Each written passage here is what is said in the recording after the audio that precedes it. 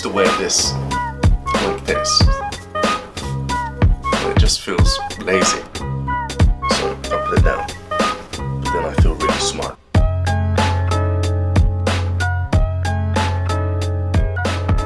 So I took a trip to London recently to visit my girlfriend.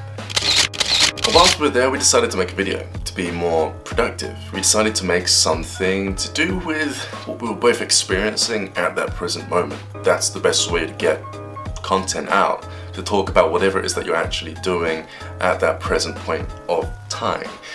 We decided to just speak about manifestation and what we were doing when we were manifesting and what differences we saw within our own ways of manifesting things. Now, we was actually doing a different camera shoot to deal with ayahuasca. She went to Germany to do an ayahuasca trip. We may actually revisit that video and shoot the rest of the content and possibly upload it onto this channel and her channel also, because she's also into YouTube now. You know, and I wanted to get her better acquainted with speaking to the audience through a camera. Even though there's no one on the other end of this camera and I can delete this file whenever I like, there's still some hesitancy when it comes to talking on camera. Most people who have tried this know what I'm talking about, especially if you're into YouTube videos. So just building that competence, doing it over and over again, may get her familiar with speaking to people through camera. So what we did was we set it up like an interview. We went outside, and even noticing the audio just completely failed on this camera, we decided to go ahead anyway and make do with what we had, and that's what this video is about. We're going to be inviting you to see our conversation, to hear what it is that we were saying, and maybe if you guys can relate and you guys are into manifestation and you've been trying to manifest things already, we could clear up some slight confusion, some slight misperceptions, you seeing it differently or incorrectly as to how you should see it. And if you do that, it could create a time delay when it comes to manifesting things. It could take longer if you don't know how to do it clearly. It's perfect practice when you know exactly what you're doing, okay? Which is perfect timing, seeing as at the moment I've been involved in creating and putting together the manifestation course. So obviously, because I'm in that headspace of manifesting and channeling the ideas of what I've done in the past, I'm gonna have more content to put out even when I've made the course, and that's why you're getting these videos. So this is just a sneak peek as to how I manifest things and as to how she was manifesting things, and we're gonna see now if you're on the right track. We can say about what are the last things that I manifested. Yeah? Connected to your source, and it's like you just let it flow, and you never point out what you want. You are just into that state of being, of allowing to for the things to come into your life. Is that correct? The thing is with when I manifest things, there is like a template of thinking. If I look at my past, I can see the pattern where I point things out and I manifest things. This builds like content. It builds like a book, which only I can read because I've got like a movie there. So I know how I'm recording things, I know how I'm manifesting things. You know, you're able to see what's happened. And I'm taking that information and I'm using it in the manifestation course. And that's when I discovered the 5 bodies of manifestation, and I call it the 5 pillars of manifestation. But I don't want to talk about all of the 5. Okay, I will just tell you like how I manifest things. It's repeating. I'm inspired from Abraham Hicks. I don't know if you know about her and them. So she's a woman that channels an entity, and they are very successful nowadays. And I manifested a lot of things through their teachings, because they say that you have to focus on what you want and to find the feeling of already having what you want, and just keep it with you, creating momentum and finding the frequency. Okay. And this is how you do it. Mainly it's focus, focus, focus, focus. The more you focus on all the details, meaning the 5th senses, smell, taste, touch, and everything. Like, for example, I know that a lot of people are very much into attracting wealth. So, for example, if you like to attract a car, you just have to feel it, to How's that work? to smell the inside of the car, to try to touch the wheel, and well, So how many for- times have you done it? I've done it many times. I've attracted relationships, relationships. I've attracted money and car, and yeah. So the feeling, because I always say, how can you manifest something you don't know if you don't know how it feels?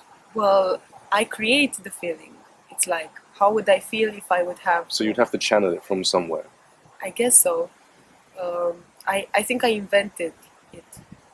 I'm not sure if I channel it. I just try to find the frequency of me being in that situation, and this creates the through my imagination. It searches the frequency of me being in that place, which I hope it's like a quantum jump, Yeah. and I just imagine myself there, and the more I think about it, the more real becomes. So this is cool. You're not actually creating it. Because when I discussed it in the course, and what you're doing, you're not creating. You are actually channeling it from a location where it already exists. Yes. It's like when you were saying you were finding it. And that is why you're able to feel the feeling. That's why it's showing up so quickly. A lot of people, they try to create it, Yes. and they don't know the difference between creating something out of nothing. And often when they do that, they pull from their past. So if they've got a certain amount of money, like they've made only £600, they can pull that memory from the past.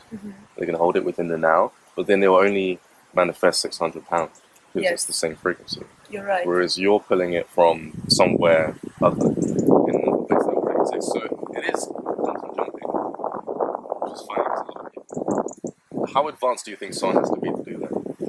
Pretty advanced, because I'm doing this since I was 20.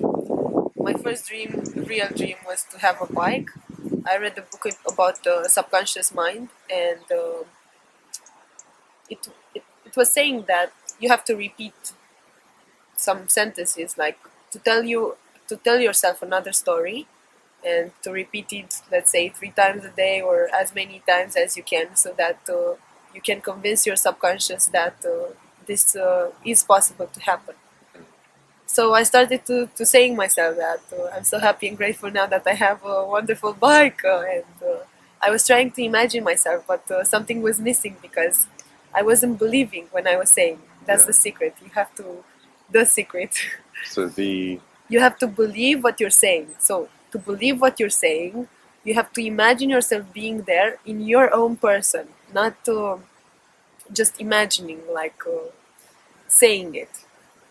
You have to put into it more emotion than most of the people do it, because otherwise it won't happen. Yeah. And you have to keep that feeling. You have to be persevering. You have to know that even though you don't see the manifestation yet, it is to come, and it will come if you do it over and over and over again. So Because like mantras.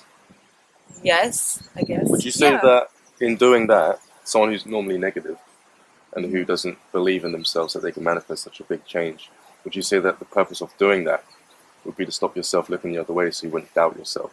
Yes, that's what focus means, because you can't get from there to there if you focus on there. Yeah. You can get from here to there if you focus on here. Yeah. So you have to focus on there to start. Of course, because the difference of frequency is so different between where you are and where you want to be. In the beginning, it's a big gap, and it's very uncomfortable to start thinking of something that you believe not being able to manifest. But if you stay in that feeling and you imagine yourself more and more of being there, it starts to become more real and more possible, and then you get the feeling of oh, this might really happen, and I'm waiting for it. So there is the anticipation feeling, and I got a question. then it happens. When that happens, Yeah. you set the intention, you're channeling from the other place. From that point where you've done that and you're doing the mantras, or you're holding your frequency, what's going through your head? Are your thoughts changing to match the frequency? So I'm using a very weird method, because I read in a book that our thoughts are images. So most of the time, because it's the most easy for me to manifest, I download pictures from Google, pictures that would be on the same, that would be related to what I want. And then when negative thoughts about it come into my mind, I just replace them with the images I download from Google and just keep them in my mind. So this is how I managed to focus on the other side, the positive side of manifesting things. That's pretty cool. And also when I'm using the mantras, when I'm chanting the mantras, I look at those photos, which fast the process. Yeah, speed it up. Yeah. It's like the use of using sacred objects. When you're using a 3D object, it can help you channel more from another location. And by looking at photos in 3D, you are actually using one of the 5 planes of existence that are used to manifest or using 3D. So you are actually already using most of the things to manifest, which is why it's working. Yes, and there are I don't know about the objects because I didn't try it yet. I don't know I don't find the answer about the object channeled. I mean, I see the elephant. I know that it means that it attracts money, but in the same time, for me, it doesn't have a real meaning. Oh no, I meant with the photos. That's the Mhm. same thing because Yes. it's in front of you. It's 3D, Yeah. and it's allowing you to connect back to that place. That's your version of using objects. It may be more modern because it's on the internet. Yes. And obviously, back in the day, they used things such as objects, as like frogs with the coins in their mouths and everything like that.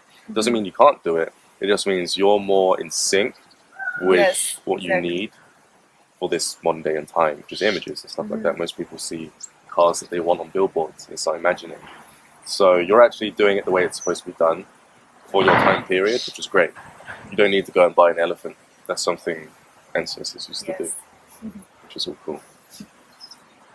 And about the sacred geometries, um, I found a program a while ago, like 5 months ago, about someone that was saying that through sacred geometries you clean your energy and stuff. And I started to looking at them. It really has effect. I feel my energy changing, and it energizes me. It's great. And I also think that you can manifest things through sacred geometries. So, as many things as you do, like mantras, sacred geometries, meditation music that cleans your chakras, all of them are great for you to start building your path in spirituality, I guess.